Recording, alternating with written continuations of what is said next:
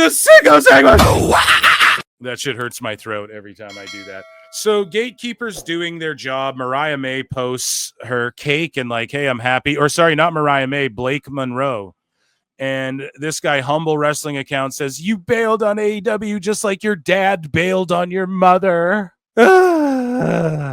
Meltzer said what says, remember when this was a racialist gimmick? Ooh, whoops, wrong company. So the Outrunners come out wearing masks with Bandito.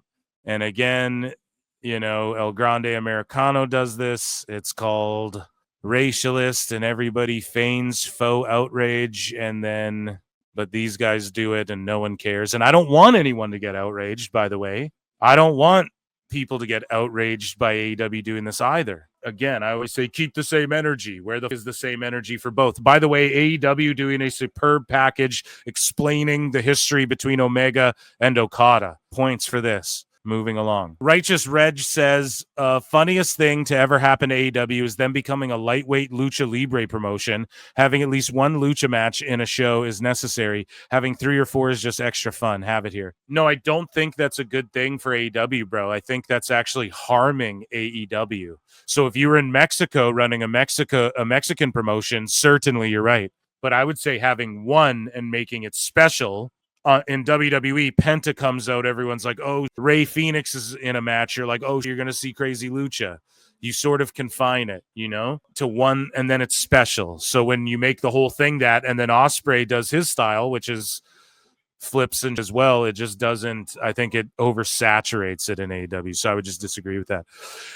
So Dave Portnoy, he's been melting down about lots of lately, but Jay Oleto says, I used to like Portnoy because he was funny, worked hard, and built a wildly successful business. He's a real piece of yeah, I saw a video of him, and like, I'm not taking a position on what he was arguing or whatever, but they're basically arguing about free speech. I don't know. I live in Canada, bro, so mine's different up here. But basically what Portnoy said that really went viral, that it wasn't even about their debate. It was just the part where Portnoy's like, you work for me, you little bitch, or whatever he said to this guy who works for him. And everyone's like, bro, you can't talk that way to people who work for you, you know? And so Portnoy responds and just cooks Jay Oleto here a wacko or a sick. I don't know. I actually have no clue who this gentleman is, but Dave Portnoy says the pro wrestling enthusiast. I just think it's funny. And like Barstool books tons of wrestlers for interviews and but their wrestling show, I don't know if they do great numbers. They love having AEW guys on is the thing though. So this dude here like got mad at me. Like I just posted this chart of last week's Dynamite and went yikers and disingenuous, he says, and then he blocked me. So it doesn't even matter. Like I don't care. I don't have beef with you, Goatscape. You're a cool brah. I don't even know you. Nothing personal. But yeah, he's like disingenuous, then blocked me. Like what's it ain't my fault, bro. I didn't make the ratings bad, you know? So Glenn Gilberti responds to Vince Russo. We have a sicko wars here. So Vince Russo goes, if you don't, sorry, I got to do it in his voice, bro, if you don't think there's anything there with Vince McMahon and the Saudis and and their ploy to buy the WWE, it's because you don't know Vince McMahon, bro, and you don't know professional wrestling, bro. It's real, and it may have been the plan from day one. Vince, just like the plan from day one, according to you, is that AEW and WWE were working together. And Vince was working with Tony Khan.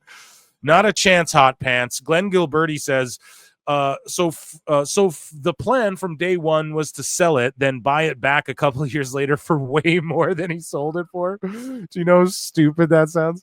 I love Vince Russo, and here's the thing. At least he like has takes and throws bait out there for people. Like at least he has hot takes, you know? And I give him that. And we're talking about it, so... WrestleLamia says the report from Corey Hayes from Body Slam PW Nexus is saying this is not a work. Triple H listened to the fans and there was probably a renegotiation. It was not a work. Neckbeards is laughing at him. I probably bookmarked this. Yeah, this is on the 7th. I mean, we've beat that to death. We're not getting into that. But Jimmy Van has this to say to Ron Killings. He says that Triple H at the post Money in the Bank press conference was asked about R-Truth's supposed depart. Is this more truth stuff? I don't even want to talk about R-Truth.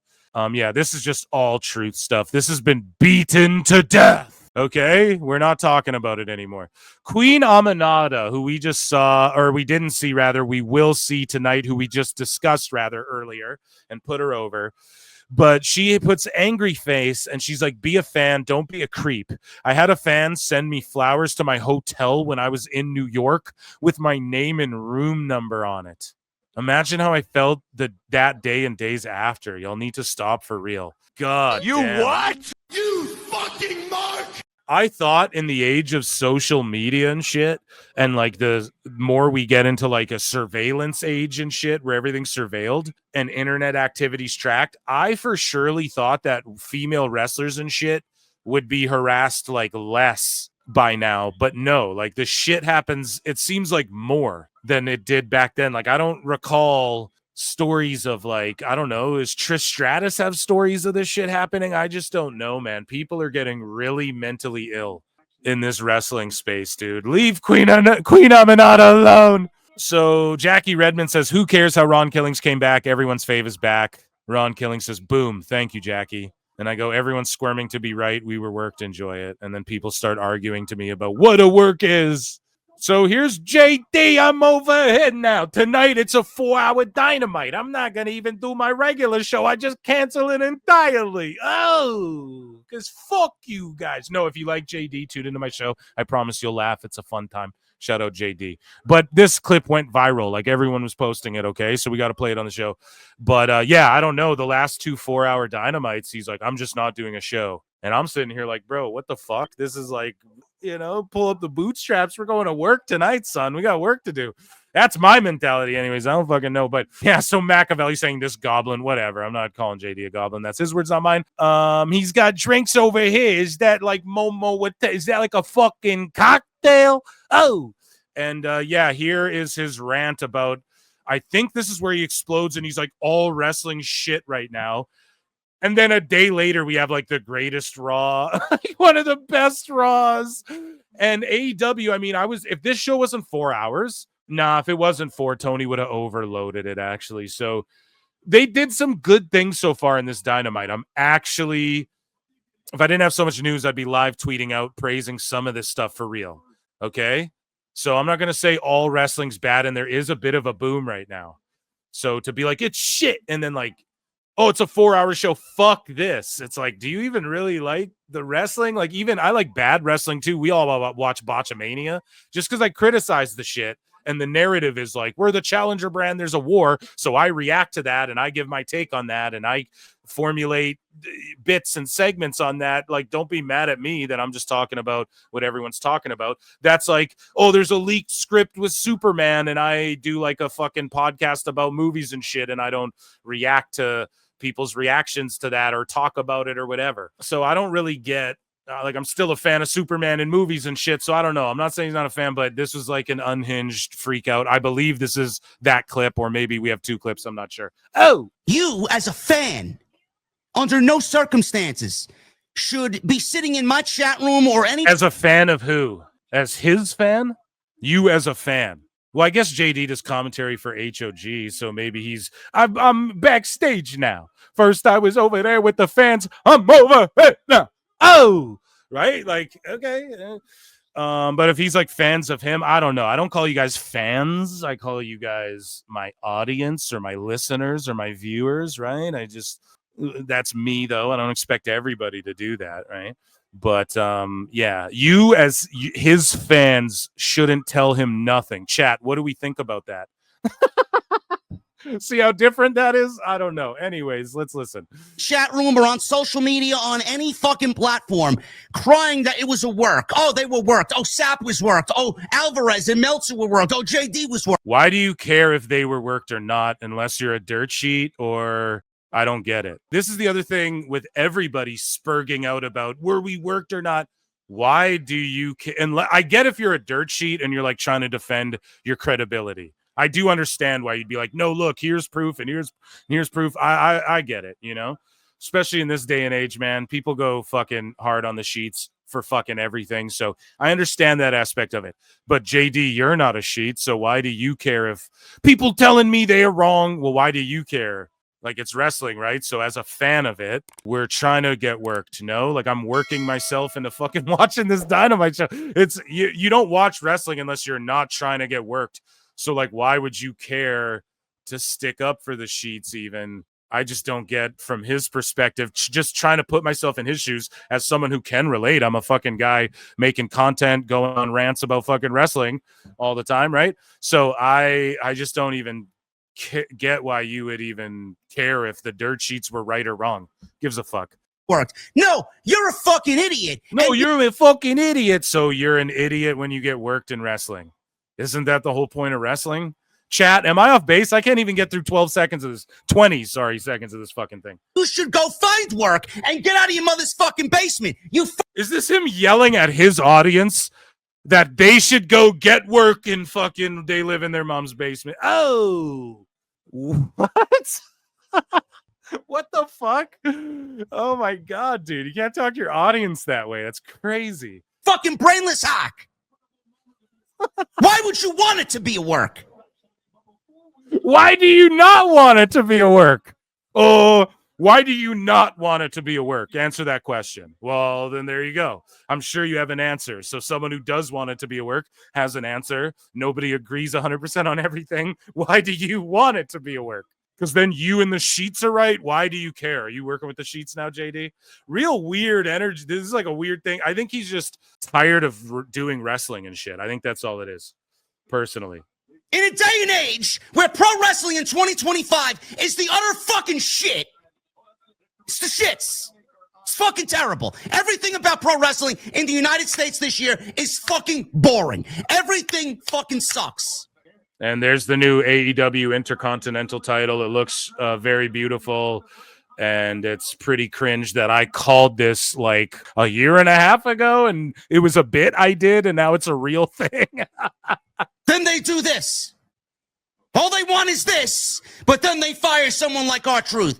You brought him back. Right. So then why do they need to get out of their basements? Now we're about to get Truth versus Cena for the title. In the sea of negativity in 2025, you were the reason that R-Truth is back in the WWE. So why are you crying that it's a work? Well, why are you crying if it is or isn't, though? That's the thing. Why'd you just call your audience? You were just like, you're hack fucking idiot basement dwellers. But you got Truth back. So why do you care? Why do you care? I'll tell you why I care. Because I care about pro wrestling, and I didn't want to see Truth get released, but I also understood why you would have fucking not renewed our Truth at the same time. And I like to be worked and react to wrestling shit. There you go. See, there's just an honest answer. Why do you not care? What the fuck? You're the one screaming at your audience about it. You shouldn't want it to be a work. Why should you not want it to be? Why should you not want it to be? Let's wait for the explanation. There's no explanation to anything he's saying. He's just telling you why you should or should not think shit. He's just attacking the idea. He's not actually explaining why thus far. A minute 10 in. You should be sitting there praying that what you did, the work that you did on social media, the fucking energy you put into those videos, the energy you put into the social media campaigns, they worked. Because you made a multi-billion-dollar company. You made the greediest motherfuckers in the industry bend a knee to you. Okay, but if they didn't do that, like if you completely eliminate the notion of, okay, it wasn't a work, or if you eliminate that and it was a work, the possibility still exists that all the sheets, Truth's kid, him, and everyone got worked by WWE, like, or not his kid, but like his kid could have been in on it. Like that in pro wrestling, you never know, dude. You can't definitively say one way or the other. We don't know unless Triple H, R-Truth, and Cena got on a press call and went, we faked all this shit or whatever. And even then you don't know. They're carny fucking wrestlers. So like, I don't get one way or the other why that even matters. You should be celebrating Truth is back, sure. And everybody just wants to be right, as I pointed out. But that's what this is an extension of. JD's like, no, I'm right about the fact it wasn't a work or whatever. Who cares? Holy fuck, you guys. No one takes themselves more seriously than IWC, I swear to God. That's why you shouldn't want it to be a work. So what's why? Because you made them bend the knee. Okay, there's one good point. I give them that one. That's why you shouldn't want it to be. But at the same time, that's not a good thing if they're just always going to bend the knee always to fans. Fans don't always know what the best thing is. Sometimes they don't know what they want until it's given to them. And it's the old saying, you don't know what you've lost until it's gone. Fans didn't even know they wanted R-Truth like that until he was gone.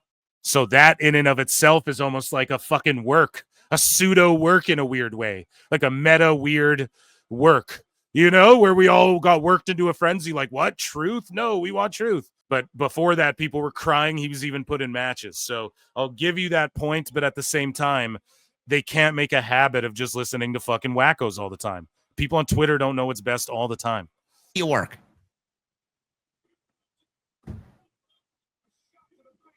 You should stand there as a fan and be proud. If you can bring back R-Truth, imagine what else you could do. Tony Well, tell me. Khan doesn't listen. Vince McMahon didn't listen. Triple H wants to go on this fucking campaign, sit on his high horse and say everything is fucking great. Oh, just be a fan. Yeah, thanks, bro. We were fans, and we let you have it. We let you fucking have it. Bad. And he bent a knee. Ari Emanuel bent the knee. Nick Khan bent the knee. Mark Shapiro bent the knee. You caved. TKO. It's a work, JD. They work the fence. Keep saying that. But who cares? Like, I don't get why the fuck you never explained why you give a shit. You're just like explaining you made one point. Well, they bend the knee. But then why do you care?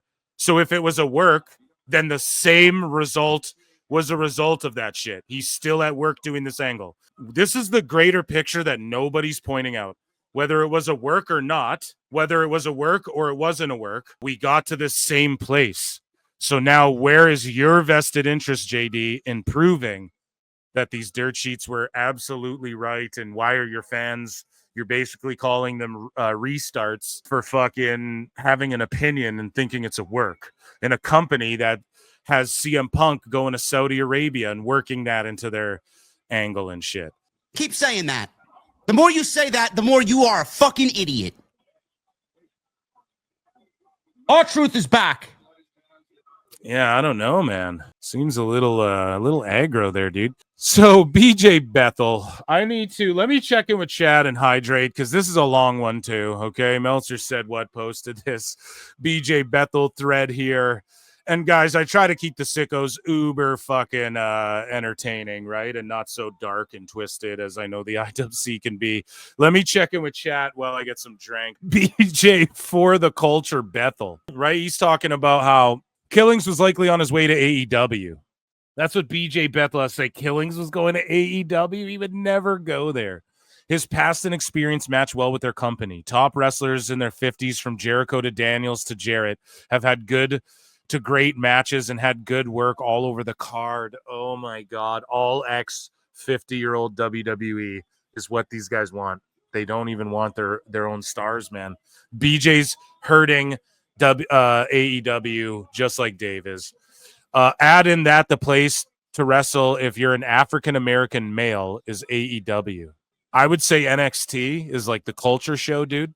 I think you're off base on that. This guy who has like the Debbie Downer fucking thing going on there. White dude, right? Generic white dude. That's like an NPC in GTA. And so the Hurt Syndicate is the top stable, arguably, in tag champs. Swerve is arguably the top star. Yes, very arguably, bro. And has modeled himself as the Tanahashi ace and face of the company in media appearances. I don't see that at all. These people live in like a weird la la land where the fans don't even agree with that, bro. So this is the fucking source of the fake max numbers. This guy writing a novel. So Killings has said he wrote a fucking novel, bro. Killings has said in interviews over the past year that he wants to finish his career as a serious wrestler. Well, he's doing that. So then maybe that means it. this is all I'm saying, right? Maybe that lends to it was a work and they were going to use this to reinvent Truth as this serious guy. That's all I'm saying. But anyways, BJ's full of shit, so who even knows if that's real? But he's been a comedy act for years and very good at it. He exceeded through Vince and company. I don't even want to read all this. Vince and company putting him in storylines that were outright racialist. What? Truth? Chat, what was a racialist angle with Truth? You got to name one, because I can't think of one off the top of my head. Unless when they did the cigarette angle, Vince was like, and they have to be menthol cools. Like, they have to be menthols, right? He main center Saturday night's main event. Main center, he main evented. This guy's like, furiously typing. Days later, he announces he's being released or let go. In fact, his contract wasn't getting renewed. They wanted him to take a massive pay cut and go back to some appearances on Raw and SmackDown. Then he made his tweet. He bet on himself. He outplayed 2 separate billion-dollar companies. No, you're not going to pretend that he was trying to get with AEW. He just says up here he was probably going to AEW. He outplayed $2 billion companies. No, he didn't do that. He didn't even answer the phone, according to Fightful and all this shit. Or whatever news site reported that he wasn't even answering his phone until Nick Khan called him. Allegedly. So no, BJ, like, you're way off. You're just inventing your fantasy Mark Spurging out and just inventing shit. I'm not reading all this chat, okay? Just so you know, because it's not even funny. It's just like bad booking too. At least come up with good shit. WWE may African-American male is AEW. Yeah, so he said all that. They come to a deal. He returned last night in a much more serious posture. This was a critical miss by WWE creative. So if they kept him and it was a work and this was their creative, is that a miss? And then he's now on the show and they re-signed him and he's on the show doing this creative. So is that a critical miss? I am literally not reading the rest of this. This is redacted. I'm redacted. This is literally some of the dumbest shit on the internet I've ever read. And that's the guy who came up with the fucking fake Max numbers, which he also admits Dave corroborated, but Dave won't. So Dave gets stooged by BJ, but in BJ stooging Dave stooged BJ. Does this make sense? You guys get what I'm saying? Like, Dave stooged those numbers or corroborated those numbers to BJ, but Dave won't cop to those numbers. And oh no, I've gone cross-eyed. This is what I mean. It's just like a weird incestuous clusterfuck of shit from shitheads, and it fucks everything up. So AJ Styles, I put this in Sickos and Wackos because it was funny, because Pro Wrestling Centel, which is like a meme joke page or whatever, wrote that AJ Styles says he doesn't use Bluetooth headphones because it messes with his brain's frequency. He doesn't trust them. He only uses wired headphones. And then AJ Styles go, yeah, the thing is, those are Bluetooth headphones. The wire is plugged into my Xbox controller. I don't recall ever saying this. And then everyone let him know it's like a joke. And then he's like, fuck it. He put out a tweet later. He's like, nah, I'm too old for this shit. Like, I'm just leaving it up. I don't care. And yeah, AJ just wins the internet. What a fucking charming, funny gentleman. And again, his farewell tour. They don't market it that way. We'll talk about it in WWE news.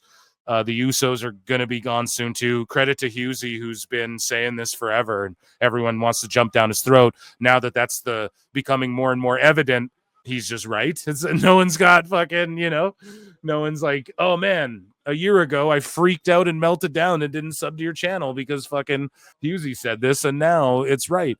So Carlos Cisneros, AEW. Oh, so this is just one of these Stan accounts. This is him attacking Blake Monroe. I'm sorry, but you will never be Timeless Tony Storm. You're not on her level, but good luck in the place she escaped from. Enjoy mediocrity, baby. Like, who even writes shit like that? So this account here, like, again, we're avoiding these unless they're screen grabbed. It's insane. Here's some more of this shit. So here's AEW Defender saying, Monroe, 50 style, huh? They're making Blake Monroe a Tony Storm knockoff.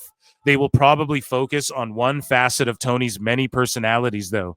I don't know if I'm annoyed by lazy creative or happy that WWE isn't changing the AEW talent. Okay, so Defender, here's the holes in your logic. One, she one for one just ripped off Sabrina Carpenter, okay? I know you won't defend Claudio and Kingston when they literally dress like Misawa and Kawada and copy their fucking match. But you'll rip this. Meanwhile, this is Sabrina Carpenter. You have to be around females to know what Sabrina Carpenter is, okay? So that's you. Now Xenia did that. She chimes in with this. She says, even the mannerisms and facial expressions are Tony's. The glittery towel and bodysuit. Guys, holy fuck. Y'all know for a shoot, like Tony and Mariah were doing that whole thing, like copying each other, and that's like the passing of the torch. Like Tony Storm is happy for her, and also Defender, if they copied all of her so he's like, they're only focusing on one aspect of her mannerisms. Well, if they copied all of them, then that would be more hack. Them copying one of them would be less hack. Duh, like what the fuck? Anyways, the glittery towel and bodysuit under are Sabrina Carpenter's. Yes. Yep. Again, man, this is just like, this is what people have done so much. This is like, oh man, Ric Flair stole the Nature Boy or whatever. This is like ripping Seth Rollins for being this, like Velveteen Dream was doing this last week, and we ripped it for the same fucking reason. You know, we're like, dude, you didn't invent like being sus or whatever. You didn't invent me having to like watch my balls and shit in the ring because you might grab them or whatever, bro. Lots of people did that. No, I'm just joking. But it's Sabrina. Like, no, she didn't. They didn't. Lots of people have done this. We pull from like pop culture and what's going on, etc. So anyways, those shoe scene is from the Barbie movie. It's actually also Sabrina Carpenter, as some people point out. I get a nod or a reference, but there's a line between that and a ripoff. WWE don't want to do anything original. Now, I do agree with her, though. Like, could they have done their own thing with it? Yes, absolutely. However, they're trying to shed that AEW skin and stink, and they want to repackage her and keep her true to herself, but just an extension and maybe in a different direction. So she obviously, Blake comes from her niece and Monroe from Marilyn Monroe, whatever. And she draws inspiration from Sabrina Carpenter and is sort of doing that thing. Again, that's totally fine, man. But like, where was this when, or maybe Xenia did that is actually, she's saying WWE don't want to do anything original, which is just completely not true. Like, that's just objectively not true. Like, to say generally like that, they don't want to do anything original. I don't know about that. But some things you imitate a bit. Like Trick Williams was sort of imitating like the Ali thing. And then he sort of found his footing, you know? But everything's been done before. It's the South Park episode. Simpsons did it. Pretty much everything's been done. It's all been done. Ooh, ooh, ooh. It's all been done before. You know, so I just thought these were two terrible back-to-back takes, though, on the situation. Other than maybe the aspect of, okay, do some more original shit. But when you're finding your footing in NXT, I don't know, man. They're trying to get this shit over with kids. I don't know if people don't know that about NXT, but they're trying to get the CW audience more and more like a younger demo with NXT. That's like the culture and young shit show, you know? I don't know why people don't get this. You know, they're the tapped in show. And someone said, one of these sickos said it. Oh, yeah, this is it right here. Carlos Cisneros again says, who the hell comes up with a name like Blake Monroe? That sounds like a character from a CW teen show like Dawson's Creek or One Tree Hill or something. Felicity, Seventh Heaven, Gilmore Girls. Better yet, The Vampire Diaries. Yes, that you figured it out. Where's the ding, ding, ding? We need the fucking ring bell here. It's like, you got it. That's what they're going for. Yup, you nailed it, dude. That's the point. And that's why they do the Sabrina Carpenter thing, right? It's just to tap in with the youngins. So I think this guy here, he's freshly on the scene. I don't know if we've ever seen this sicko before, but I think he's just one of these accounts like Real One, where I don't even think he believes this shit. He's probably just saying it. Or maybe not. He doesn't have a blue check, so who knows? Let's see what's going on over at the island of Dr. Moreau, a.k.a. Blue Sky. And just, I don't know, dude. Pretty funny. If you guys know the movie reference, The Island of Dr. Moreau. And so Jim Valley, again, talking about Blake Monroe. So there's a corn star, an old school, like, I don't think she's currently still doing stuff, whatever. I didn't look into it or anything. But Blake Monroe is the name of a corn star, YouTube with a C, okay?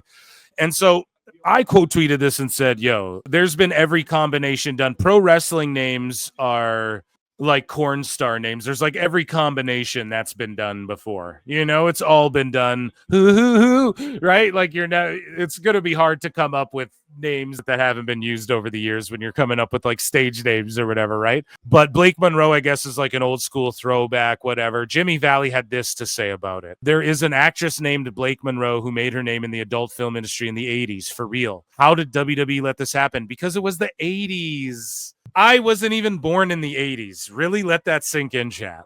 I wasn't even born in the 80s. It was the 80s, bro. That's why. How did they let it happen? I don't know, bro. Because a bunch of people who would never put those together. Or they do because they're internet sleuths, but they're not. It's just like a whole new generation of people, dude. Some ideas. WWE staff didn't watch her adult movies. Okay. Not enough head shitting. Oh my God. Oh my God. I guess I'm not one to talk, pal. I make head shitting jokes all the time. TKO's so cheap, only saw her on Scramble Vision. Yeah, TKO's cheap. Mariah's next name, Jenna Jameson. And that, ladies and gentlemen, I have no comment, okay? That was our Sickos.